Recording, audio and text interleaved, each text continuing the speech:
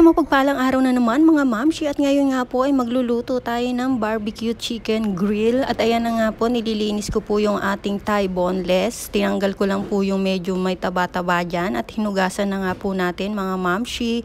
At ayan nga po mamshi, bababad po natin sa bawang at ilalagay ko na nga rin po pala yung mga pampalasa dyan. Andyan yung toyo, andyan po yung ating tomato paste, honey, paminta, sesame oil. At ayan nga po malinis naman po yung kamay ko, nilamutak-lamutak ko na lang po para mahalo po lahat, makover po yung ating chicken. Nilagay ko na nga po pala yung dark sauce at saka spring onion. At ngayon naman po babalutin po natin, ilalagay po muna natin sa rep. O diba mayaman kami, yung rep namin 3 char. Baka po maniwala kayo mga mamshi, mga idol, kay tatay po yan, hindi po sa akin yan.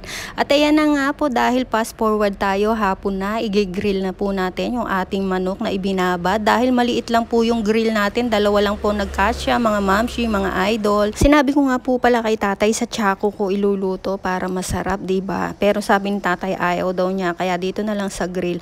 At ayan na nga po, binaligtad ko na mga mamshi, mga idol, para yung kabilang side naman po ang maluto. At dahil fast forward tayo mga mamshi, ayan na, luto na, hiniwa-hiwa ko na nga po pala yung ating chicken.